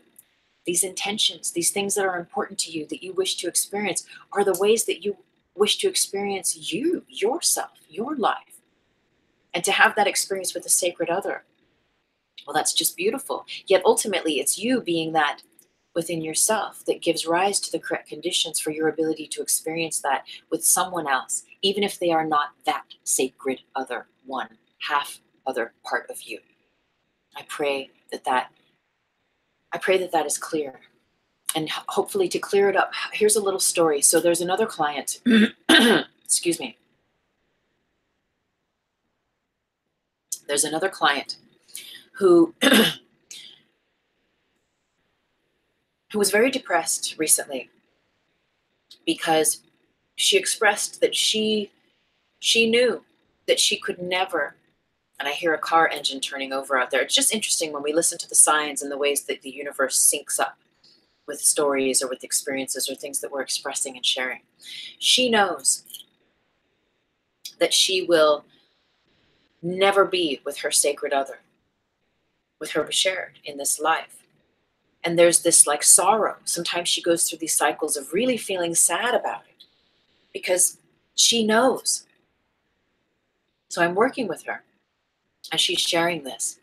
And I'm saying, well, what is this about? You know, why do you feel this way? And so she's saying, I just know that I could get married. I could meet a guy. I could fall in love. I could be really, really happy. I could have all the kids that I want. That's her thing, is that she wants to be married, have the family, be happy, be healthy, you know, this little blueprint, right? And she says, I know I could have all that, but I still know that he wouldn't be the one. And I said, well, why is this? And she's like, I just know it. And I was like, well, why? And she's like, I don't know, but I just know it. So going into this meditation, going into this healing realm with her, what was discovered is that her Beshared in this life is her actual biological father in this life. Cool, right? So the story just speaks to, again, cycles and timelines and karmas and lessons. And maybe in this life, you know who your Beshared is. And they might be your father, your mother, your cousin, your uncle. It could be someone that is just not appropriate in the, you know, it's just not for the highest good that you align with them in that intimate, sexual, romantic way. And so isn't that just interesting? Isn't that just amazing? So that's just a little food for thought. And the way that this energy works in the universe, and the way that there could be such an expanded realm that we don't think about so often. Now, I want to leave you with also a little tool. I was speaking about that client that was feeling all the hots, right, for the interior designer. And this actually has happened to me before with this sexual energy. And I know it's connected to this Beshared energy and to holding this space, but there was a point I wanted to make with essential oils. I know for me, sometimes when you feel, you want to keep your energy clean, clear, pure. You want to keep integrity and impeccability as a part of your practice, a day-to-day, right? With your sexual energy. And speaking about whether it's a situation of just that is of value to you, and so how do you express that in your day-to-day 3D? Or you are this wife, newly married, having the hots for the interior designer. How do you contain that besides an energy chastity belt and bubbles of light and all that other stuff? Or you are this woman who knows that she will never have this sacred union in this life, but she can still have love. She can still have joy. She can still have healthy, you know, beautiful relationship and marriage and all this stuff. But she just knows it's not going to be that sacred other. But to contain that energy, that yearning, that longing, maybe even that lusting that you might feel, whether it's for someone that might be inappropriate and not the right person for that energy, or just for your own impeccability on a day-to-day level, is you can ask your essential oils, and maybe you just have one, and then that's fine, that's the one. You take a drop and you just place one drop on your lower tummy, 2 inches below your belly button, at your second chakra, your sacral plexus, and then a dot of that oil at the back. So you're sealing in the front and the back body, the physical body, that energy. You're just sealing it in. And often I will be guided to do that. Often I'll be guided to do that with male clients. Once in a while with female clients. And it's really not a reflection of them. It's a reflection of where my energy feels. If I feel like very amped up and like all sexually juiced up, and I'm like, whoop, whoop, whoop.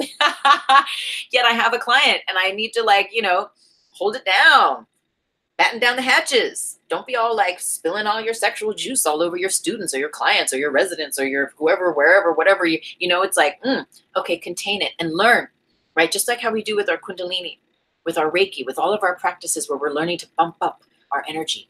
We're learning to bump up and hold more love, really. Hold that frequency of love. We're learning to hold our sexual energy, right? Impeccably, as best as we can, little by little. But that little essential oil practice is really powerful. So we're going to end here shortly with a little meditation. And again, you can journal. You can just have a journal that's just about Beshared, and you can draw a circle. You can draw a bubble that represents your Beshared bubble, just to put it in your mind. Yet really, if you know what you're doing and you open up the page and you just, have that intention, or you can write Beshared bubble on the top. You don't have to draw the circle, but for some people, I know they like to draw the circle, and they either like to put the words inside the circle: love, appreciation, patience, grace, loyalty. And maybe you want someone who's real sexy, who makes you feel sexy, who you feel sexy around. Maybe that's something you want. Have whatever you want, whatever's true to you. And again, that can be refined over time. It can be refined. Some people like to write it in the bubble. I know that's how I did it many, many times over many years of writing Beshared bubbles. If I have the journal, I just draw a huge circle and I just put all the things in it. And equally so, you can draw the huge circle and then you can make lines out from it. And you can write, those qualities, those values. You can write as they connect and intersect with it. And know that as you affirm, as you create clarity around what is important to you, what you value in a sacred, intimate union with another, as you do that, you are connecting to those qualities and values through the collective, through the grid matrix of collective consciousness. And so what you're doing is you're affirming, you're aligning with those frequencies, with those energies. And that will help to amplify your ability to hold that space, your ability to channel that energy and to experience it for yourself and in the world and all around you. And ultimately, because we're focused on aligning these values with the parts of us that are true, that are honest, that are ready for love, that are ready to have the experience of a higher love, then that's what we will have as our experience, to the degree that we're able to meet it. One last word. They want me to talk about the lust. Okay. So, and I feel like this is a whole separate 4DT. And I know I did announce in the new year, we'll do one. And I know it sounds weird or funny, and I don't want it to sound weird or funny, because meditation and masturbation, there's been questions, and I've questioned it over my spiritual path. Should I meditate before I masturbate? Should I masturbate before I meditate? Is it bad? Is it wrong to masturbate? Is it spiritual? How do I make it spiritual? What do I do with all this sexual energy? There's all of these questions, and we will definitely get into that later. But it brings me around to this idea of lust. And we might all have a different definition of what lust is. And again, we can stay in lust. You can stay with projecting those thoughts towards people. You might see someone often and be like, oh God, My thoughts on lust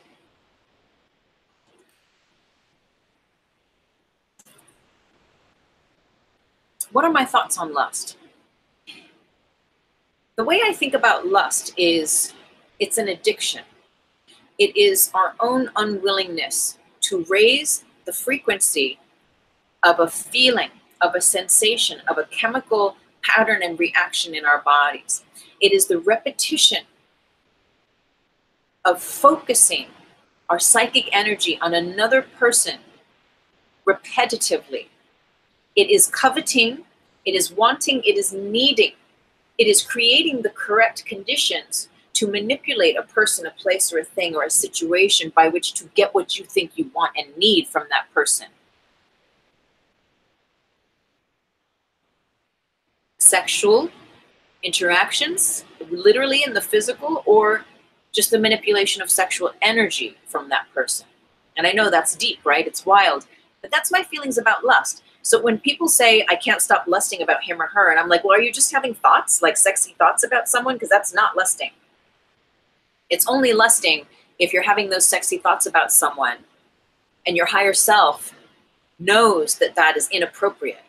Like that client where she's like, oh my God, sexy thoughts about the interior designer, but I know it's wrong. Help. She's reaching out, right? How do I work with this? What do I do? What do I do? You know, when your higher self knows, you know, and if you're watching this show, you know your higher self, you have developed, or you are developing a relationship with that. So maybe at a certain point of spiritual growth, there's the excuse or the aspect of, well, I don't know yet. I don't know my higher self. And I'm sorry, it's not an excuse, but it's an adventure, right? That we all go on to a degree to explore who we are as our higher selves and connect with that wisdom, with that integrity and impeccability that is always rooted in love and light, and always rooted in what should I do that serves the highest good.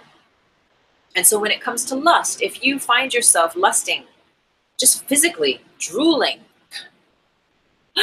over a person over and over and over and over again, remember, psychically, they're going to feel it on some level. And maybe you want them to, right? That's why people go to singles bars and whatever. And there's no judgment, but there's a difference between the coveting, between the real, like, you know, lighting a candle and like putting a spell on someone, which we do not do any of that stuff here, and like focusing and forcing, manipulating their energy on purpose to make them want you back, you know, or like lusting after them to the point where it's distracting you, to the point where it's taking you out of your center, out of your peace, where it's disturbing your current romantic relations, where you're trying to manipulate the other person to like you too, the way you like them. You know, there's this real interesting sub-Tari level that goes with lust, but it doesn't have to be. There can just be this longing. There's a part of you that's just, as they say in Europe and in England, you're just randy, darling. You just have the sexual energy in you, and maybe you need to wholly meditate and masturbate, and maybe you can learn how to hold that sexual energy and not masturbate and move that energy up and use it creatively, use it in your creations, your expressions, and your singing and your dancing and your whatever it is, something else. Or use it with your partner that you're with. De-link from focusing it on someone outside of yourself, rewire and alchemate how you would affirm that in your Beshared bubble, and then have some wild sex with your lover. Or with yourself. Anyway, that's a whole other conversation, but I did want to loop that in there. That whenever you have lusty thoughts that seem to be on repeat, and you know, you might enjoy them the first couple times around, but maybe after like 22 times, and your higher self is like, okay, what are you going to do with this energy? Put that energy in the Beshared bubble. If you want that lusty, because remember, I feel like there's almost degrees to lust. Like lust, I don't know. We all have different definitions of it, but I already shared mine with yours. But if that's a feeling that you enjoy, there's no judgment here. If there's a feeling that you enjoy being lusting after someone else, if it feels passionate and hot and sexy to you, so be it. Have it. Put it in your bubble. Put it in your bubble, baby, okay? Because otherwise, that energy is going to walk with you, unless that's what you want to walk with. That's fine. You'll attract those random strangers or people that will be in tune and aligned with that. And if that's what you want, and maybe you're unaware and you're subconsciously attracting that, and you're like, oh, wait, no, I don't want that. Let me reroute that, affirm, alchemate that, and put that as a quality into the bubble. You can have whatever you want with your sacred other. You can have hot sex. You can have that lusty, yum, yum, whatever you might want to call it, with your Beshared. But what the Beshared bubbles is saying is keep it sacred, and reroute that energy from implanting these ideas psychically into people, places, and things outside of yourself. Put it in your bubble. Be impeccable. Raise the energy, raise the frequency, and that's all we're doing here. We're raising the energy, we're raising the frequency. We're moving all these 3D gravitational codes and grids within us that we're patterned and conditioned to lust after women in a certain way, to lust after men in a certain way, to project all these things. We're rerouting that. We're raising the vibration, we're raising the frequency. We're learning how to see with light sight, how to see, how to feel, how to feel. We're learning how to feel. We're learning how to love ourselves and one another in new ways, in expanded ways. We're learning how to have relationships, how to explore and experience romance, sex, in healthier, higher ways that are expanded, that help us to walk and to hold the spaciousness of love and of light. And it doesn't mean you can't have hot sex while you're there. Okay, so let's go ahead and wrap up. We're going to take a little meditation. Let's check the time. Woo! 12:45. Okay. Thank you so much, everyone, for joining. Let's go ahead and take a moment to close the eyes. So what we're going to do in this meditation, we're just going to do a little short meditation. I know I say that every time, but this time I think I mean it. What we're going to do is we're just going to do the delinking part. So the Beshared bubble can have a sacred space, and we can unhook those psychic ties and links and pressures that we might have been putting on, whether it's the sacred other that you live with now, your husband, your wife, your lover, your girlfriend, your best friend, your workmate at the donut store, your projections about all men, your projections about all women, whatever it might be. We're going to just go in and do a little cleanup. And we're going to place the Beshared bubble in our level of awareness so that it is there. So now it's going to be a construct of your energy matrix, of your awareness. And as you get a little tap on the shoulder from your higher self, which you will if this tool, and like any other metaphysical energy tools I share here, if they are in resonance with you and you receive them, meaning you are open to working with them and them working with you as you walk in your life on a day-to-day basis. Excuse me, your higher self will tap you on the shoulder when you're having a certain experience, and it will say, hey, Beshared bubble, or hey, pull your plugs, or hey, detach, or whatever the energy tool might be. And in this case, it's the energy bubble. Pardon me, it's the Beshared bubble. And so you'll be reminded. And then you can remember to reroute and alchemate, whether it's a lower, denser frequency, or just reroute from placing the complaints and the criticism on your sacred other or your lover or whoever it is, all men, all women, all those projections, all those judgments. We can alchemate them into a higher frame, to a higher order, and place that into the bubble. And so we're just going to create the correct conditions, the correct constructs, so that energetically we are aware and we have created a bubble. And then it will be up to you whether you're guided or not. Maybe we'll put just a few things in there to get the ball rolling. Let's see what higher self guides. So with the eyes closed, we're going to take 3 slow, deep breaths. As you're ready, we're going to take 1 breath in for the mind.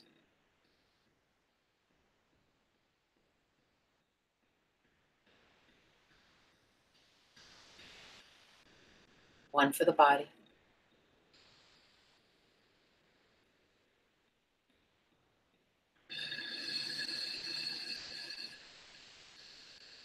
And 1 for the emotions.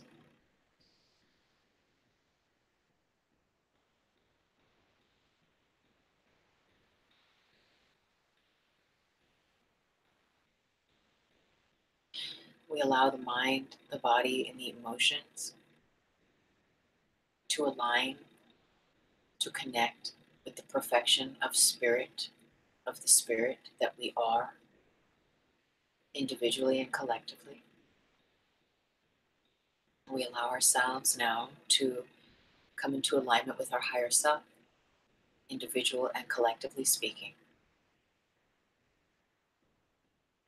And we imagine now those criticisms, those critiques or complaints, projections and judgments. We imagine that other person, whether it's your current partner, maybe it's an ex-husband, maybe it's an ex-lover, maybe it's an ex from when you were a teenager, and you see now how you were that version of yourself. We can clean up the past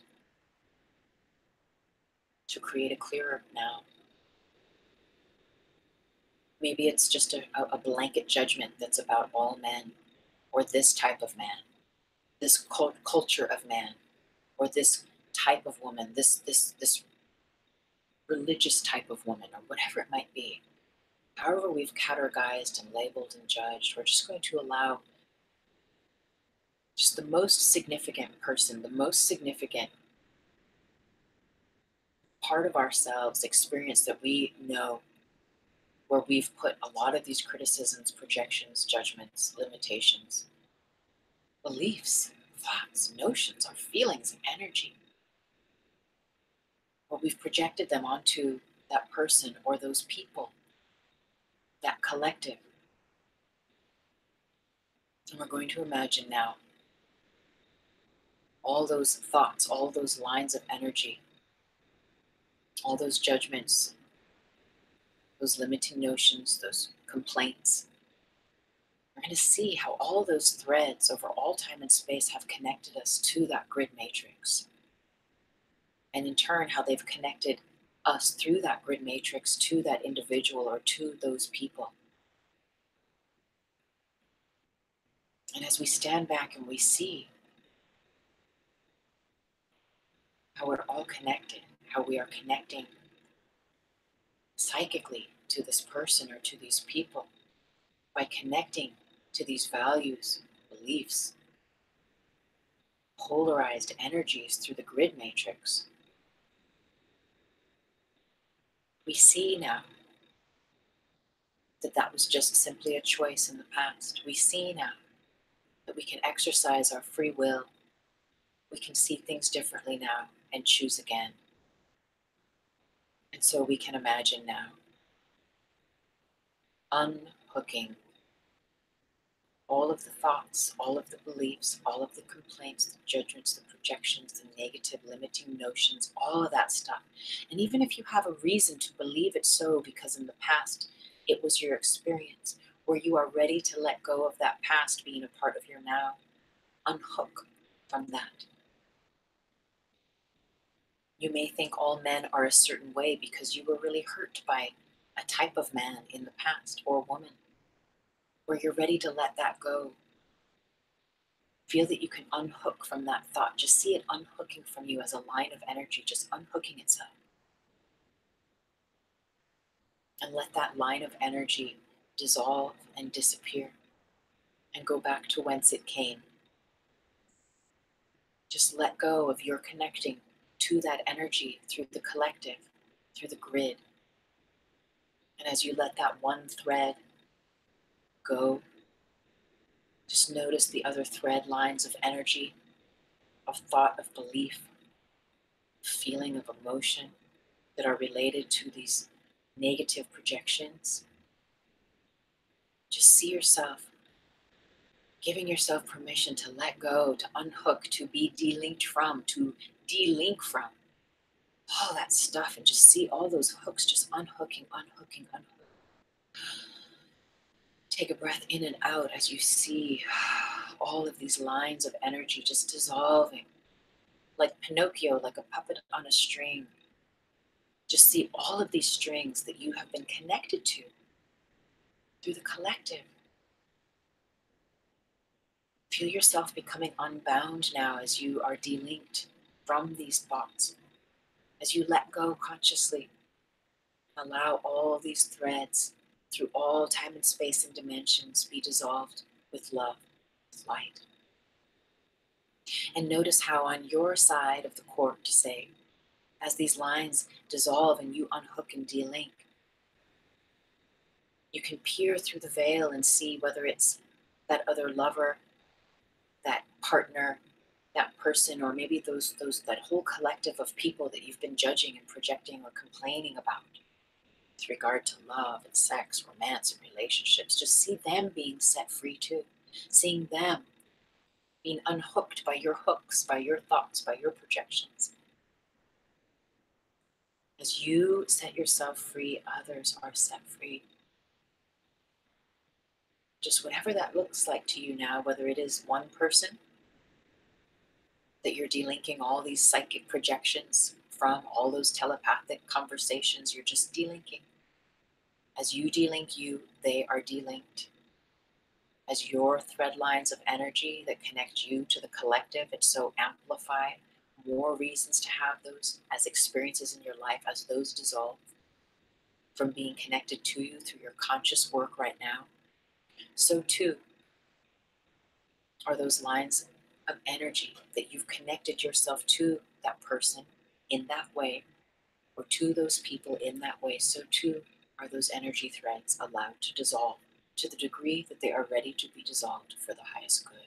So it is. And take a breath in. And take a breath out and see the energy around you clear. There are no strings on me. Take another breath in. And a full breath out. Clear, clear, beautiful energy around you. Free of all the criticisms, all the complaints. One more deep breath in. And a deep breath out. And now, whether you are single or in a committed bond, for the highest good, as you are guided, call in your Beshared bubble now. And see it as a very specific bubble of light. So we can call in and out our bubbles of light and work with them generally, but this is very specific, your Beshared bubble. And see it and know that this is your Beshared bubble. You might see it hovering next to you. You might see it on a chalkboard in your mind as a bubble drawn with chalk. You might see it in the sky, in your mind's eye, or as a circle emblazoned in your heart where you will place the values, the qualities that are really true to you, really important to you, that are really what you want to experience in love, in healthy love, a healthy sexual, intimate, romantic relationship. What's the truth there? We'll take just a moment or two of silence. And once you feel that your Beshared bubble is activated, that you can sense it, you can feel it, maybe even see it, what are the first three founding values that you would place there? And there's no right or wrong. You can always go back and erase. You can upgrade. You can add a million trillion things here. But what are the first three right now? Doing that work now. You can imagine placing the energy, the feeling, or literally writing the word into that bubble or around that bubble.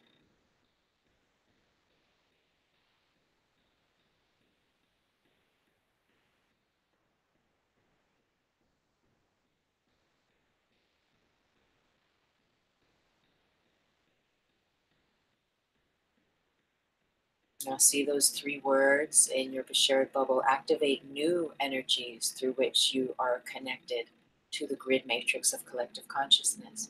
Feel how much better that feels, possibly. Feel how much lighter and authentic it feels to be connected to those energy grids. And just allowing that Beshared bubble to be with you. It might disappear, and when you need it, it can reappear, and you can continue to add to it.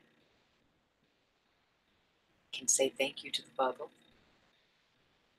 and thank you to this work, and thank you to higher self.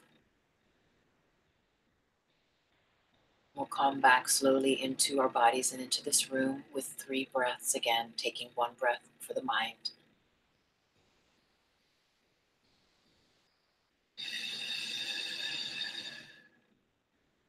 One breath for the body.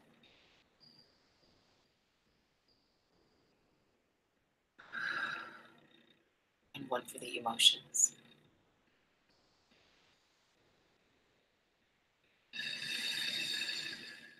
as always, at 4DT, at 4D Trinity here, our work is creating union with the mind, the body, and the emotions.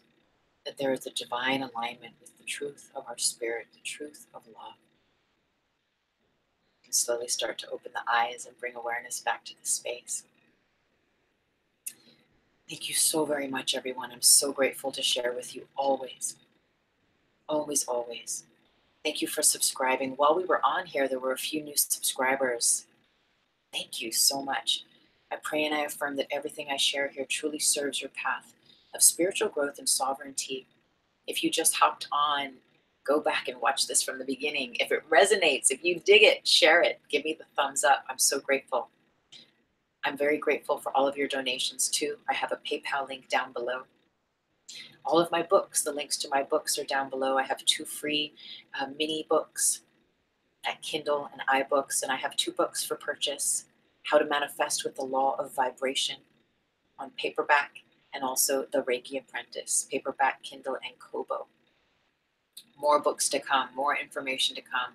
I'm so grateful for this sacred community. Thank you so much. If you are not a subscriber at my website and you appreciate what I share here, I invite you. Oh, hello. It's 101 and I just got one text. I invite you to sign up. Down below is my website link, tuesdaymaythomas.com. It's just my full name, and you will see where you can click to receive my monthly love letter. And when you do, you will receive a copy of my mini ebook, The Higher Self Blueprint of Mastery. I'm so grateful. I will be sending out our December love letter here soon. Thank you, everyone. I feel so blessed. I'm so grateful. May you have a beautiful, beautiful day. I just posted last night our weekly tarot energy forecast, so make sure you stop by and check that out. Thank you so much. Blessings with so much love, everyone. Namaste. Woo! Textorama over here.